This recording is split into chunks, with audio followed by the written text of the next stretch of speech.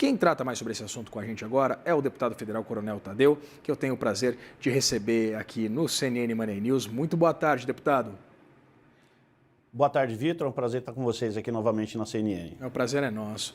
Deputado, eu queria começar te perguntando de que maneira essa taxação, das LCIs e LCAs, mas especificamente queria falar sobre a indústria com o senhor, de que maneira essa taxação deve afetar a indústria? Bom, é uma cadeia econômica que ela obedece a alguns critérios muito óbvios, né? As letras de câmbio, tanto do agronegócio como do setor imobiliário, elas servem para financiar obras, fazer o financiamento necessário para quem quer produzir.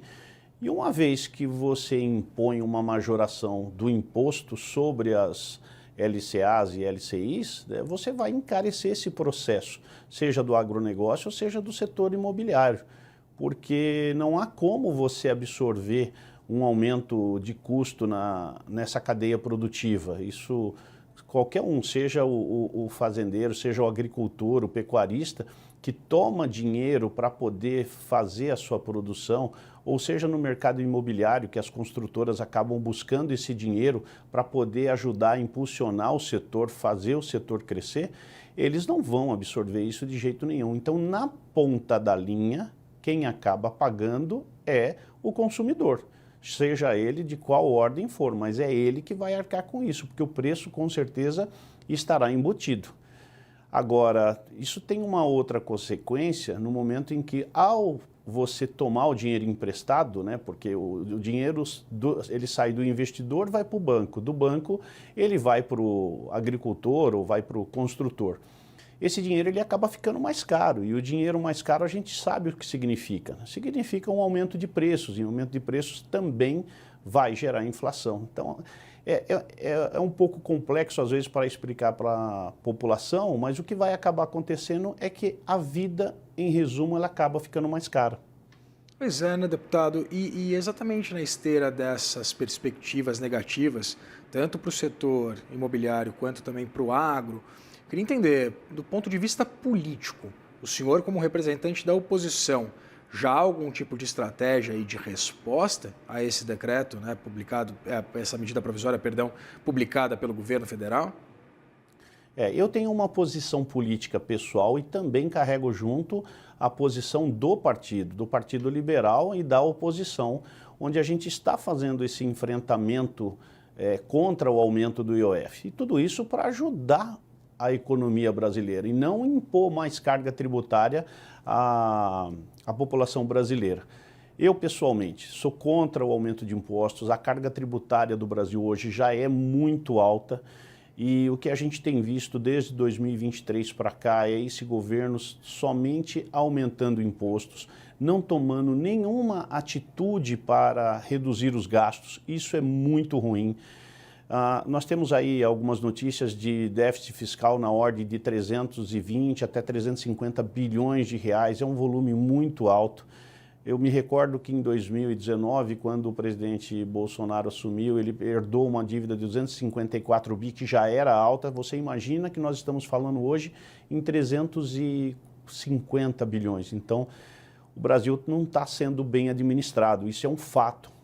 Não existe uma gestão boa nesse momento, nesses últimos 24 meses ou um pouquinho mais, nesses últimos 30 meses. O que o PT está fazendo com o governo é cada vez mais endividar o país e a gente precisa botar um freio. Então a minha posição pessoal é ser contra esse aumento de IOF e qualquer outro imposto daqui para frente, porque o Brasil não aguenta mais. O PL, já fazendo a função de um partido que está na oposição, juntamente com alguns outros partidos, tem se posicionado também contra, justamente por carregar essa responsabilidade com o povo brasileiro. Nós só não estamos tendo uma inflação descontrolada porque o Banco Central conseguiu segurar a taxa de juros lá no alto, na ordem de 14%, acho que está 14,75% nesse momento. Então, esses juros altos têm evitado que a inflação disparasse. Essa é a posição do PL, essa é a posição da oposição e nós vamos continuar firmes. Está prevista aí uma audiência de conciliação na próxima semana no Supremo Tribunal Federal E eu acredito que o Congresso, e principalmente a Câmara dos Deputados, não vai ceder 1 milímetro sequer em relação ao que foi votado na semana passada, que foi justamente por 383 votos, né, o cancelamento do decreto que aumentou o IOF. Eu espero que a Câmara mantenha essa posição, porque é hoje a posição mais responsável que a gente pode buscar para não ofender ainda mais o povo brasileiro. Deputado, eu queria tratar sobre um assunto com o senhor, que é o seguinte. A gente tem cobrado muito, o setor produtivo cobra demais que o governo reveja, principalmente a possibilidade, por exemplo, né, de cumprimento da meta fiscal, mas do ponto de vista da despesa, que o governo corte gasto. Se a gente pensar numa agenda propositiva que surja do Congresso Nacional a partir, por exemplo, de uma discussão de uma agenda de cortes de gastos, evidentemente, a gente teria uma melhora das expectativas do mercado, do doing business aqui no Brasil, o que poderia melhorar, inclusive, a imagem do governo para o ano que vem. O senhor, como representante de um partido de oposição, o senhor estaria disposto a, junto ao PL, junto a outros partidos de oposição, discutir medidas estruturais que, mesmo que elas tenham um impacto positivo para o Brasil e possibilidade, por exemplo, de impactar negativamente uma candidatura oposicionista no ano que vem? E que medidas poderiam ser essas? Vitor, eu até vou falar como piloto que sou piloto de helicóptero. Eu nunca vou torcer para o piloto passar mal e derrubar o avião ou o helicóptero. Eu estou num avião agora, eu não posso torcer para esse governo dar errado, porque com os políticos que estão nesse governo, nada vai acontecer. O que acontece é com a população. E eu sou deputado para defender a população brasileira. Sou de São Paulo, defendo os paulistas, mas eu sou um deputado para defender a população brasileira. Então eu não posso correr contra algumas medidas propositivas. E você falou muito bem, redução de gastos. Desde janeiro de 2023 que eu não vi absolutamente nada nesse sentido ser feito por esse governo. Era a única coisa que bastava fazer, ajustar o crédito e o débito, né? Igualar as receitas com as despesas. Qual é a dificuldade nisso? Agora, o que me assusta, Vitor, é que, além disso não ter sido feito pelo governo, eu não consigo entender o que é que estão fazendo com as empresas estatais, como Petrobras, Correios, Eletrobras e outras, que todas elas estão apresentando prejuízo. E no passado, num passado bem recente, eu lembro que essas empresas, o lucro dessas empresas servia para colocar dinheiro no caixa do governo e ajudar a pagar as contas. E hoje nem isso está acontecendo. A Petrobras ela vem apresentando prejuízos de forma recorrente, assim como os Correios. Então eu fico imaginando que, além da parte administrativa do governo federal, que está descontrolada, nós temos também uma má gestão e um descontrole das contas nas empresas estatais. Então, quiserem sentar à mesa e começar a discutir como é que a gente faz para equilibrar essas contas, precisa ser rápido. Nós estamos aí há 1 ano e meio, praticamente, de se encerrar esse governo e há cerca de 15 meses da eleição. Você imagina que na política acontece tudo muito rápido. Já já ninguém mais vai querer falar sobre propostas para melhorar o país. Todo mundo já vai estar ligado nas eleições do ano que vem. Então, o governo tem que ser rápido mesmo, mas, infelizmente, o governo não ouve esses conselhos, né? E aquele velho ditado, quem não ouve conselho, vai escutar coitado lá na frente. O senhor citava as estatais, deputado, e é um assunto realmente relevante quando a gente discute principalmente aqueles chamados gastos parafiscais, né? E houve uma mudança que foi chancelada pelo Congresso Nacional da lei das estatais, principalmente a respeito daquela possibilidade, né, de que um determinado político ele permanecesse um tempo fora para se descompatibilizar do cargo, para que ocupasse algum cargo de chefia, por exemplo, ou de administração dentro de uma empresa estatal. Haveria uma feição por parte do Congresso Nacional em rediscutir essas mudanças da lei das estatais? Eu acredito que sim. O Congresso sempre esteve aberto para qualquer debate. Então isso pode ser feito a qualquer momento. Basta que alguém coloque essa proposta na mesa.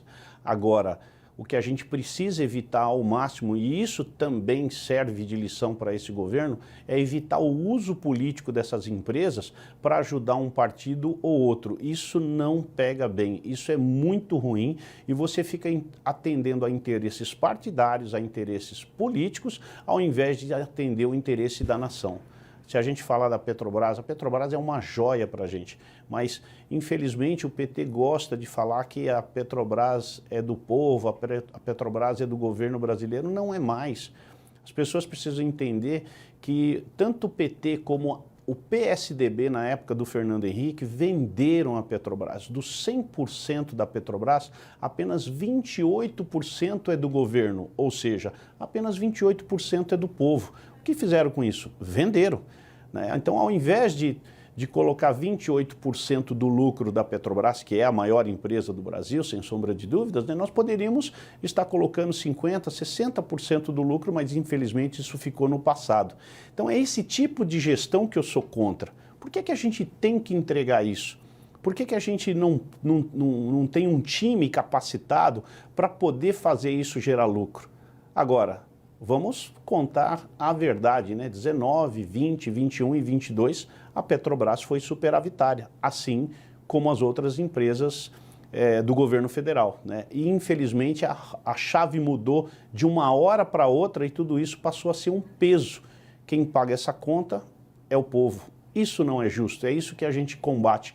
Mas a hora que o governo quiser discutir de uma forma séria, responsável, não da forma que está sendo feito ultimamente, impondo imposto atrás de imposto, olha, eu tenho certeza absoluta, os meus colegas de partido são todos eles altruístas, eles querem ver o bem do Brasil. Com certeza todos nós sentaríamos para poder fazer um planejamento e tirar o Brasil desse buraco que está hoje.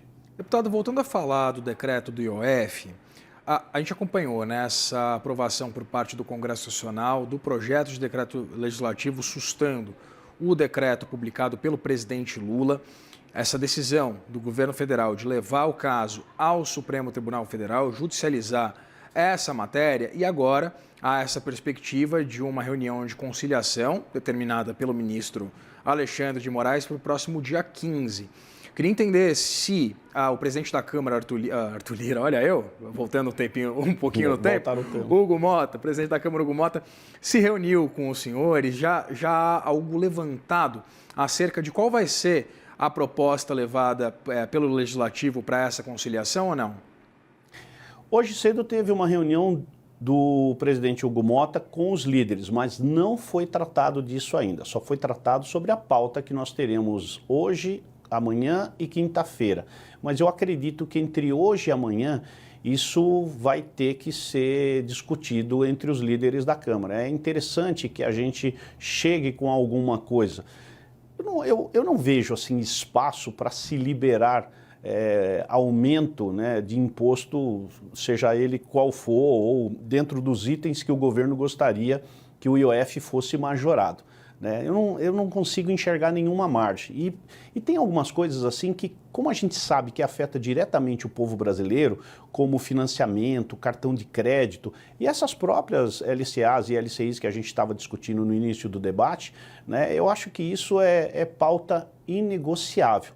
Mas, de repente, pode surgir alguma brecha para que a gente possa ceder, né, e deixar o governo um pouco mais solto. Mas, uma vez cedendo para o governo, nós temos que ter um compromisso do lado de lá de que algumas coisas também vão ser respeitadas. Porque senão é deixar o governo caminhar em cima dessa irresponsabilidade que ele vem caminhando, gastando a torta direito e botando a conta para o povo pagar. É isso que a gente não quer, é isso que a gente precisa segurar. Lembro aqui da história dos freios e contrapesos, e há quem critique essa derrubada que a Câmara e o Senado fez, mas isso faz parte de uma democracia, né? E justamente dos freios e contrapesos que são previstos numa democracia gigante, né, e sensata como é a que nós temos aqui. Então a gente tem que usar disso para eventualmente utilizar esse freio e não deixar o governo ser irresponsável com os impostos, né? São mais de 6 trilhões que se arrecada no Brasil, é muito dinheiro para a gente deixar assim na mão, não vou nem chamar de irresponsável, mas na mão de algumas pessoas despreparadas para o cargo. Deputado, eu queria saber se o senhor já conversou com o deputado Sóstenes Cavalcante acerca de que sugestões vão ser levadas pelo Partido Liberal ao presidente da Câmara em torno, né, para que haja qualquer tipo de alternativa a esse imbróglio, ao decreto do IOF, né, com essa perspectiva, inclusive, que o governo tinha de arrecadar cerca de 20 bilhões de reais com essa medida. Nós temos uma reunião com o líder Sóstenes agora às 16 horas. Então, provavelmente, assim que eu deixar essa entrevista aqui, eu devo estar reunido com a bancada do PL dentro da Câmara e, com certeza, além da pauta semanal, que é o que nós vamos votar hoje, amanhã e quinta, nós deveremos já começar a tratar de algumas propostas que devem ser encaminhadas, né? Mas, como eu disse, Vitor, qual é o espaço, qual é a margem que a gente tem para isso? Porque o governo está precisando cobrir um buraco muito grande. O rombo não é pequeno. E, de repente, a proposta que a gente possa levar para o governo não atenda. E aí vai ter uma recusa logo que imediata por parte do governo. Não, só isso não, nós precisamos de mais. É aí onde vai ter que ter aquele jogo. Tudo bem, ó. Eu cedo, mas e aí? Qual é a medida que você vai apresentar para a gente para dizer e mostrar claramente, com transparência, olha, eu estou reduzindo aqui, estou reduzindo ali, estou reduzindo acolá. Se ele mostrar um plano de corte de gastos, aí é possível que a gente possa fazer algumas sessões. Mas se eles não vierem também com nenhuma proposta para a mesa de negociação, como é que a gente vai ceder? Nós estaríamos sendo irresponsáveis e conivente com essa irresponsabilidade toda que está acontecendo. Deputado, aí depois dessa reunião com o líder Sóstenes, o senhor manda uma mensagem aqui para a gente, que a gente traz em primeira mão para a nossa audiência do CNN Money, exatamente quais alternativas estão sendo colocadas pelo PL para resolver esse imbróglio. Tive o prazer de conversar aqui com o deputado Coronel Tadeu, do PL de São Paulo, a quem eu agradeço pela disponibilidade de bater esse papo aqui com a gente no CNN Money. Obrigado, Vitor, e até a próxima. Forte abraço.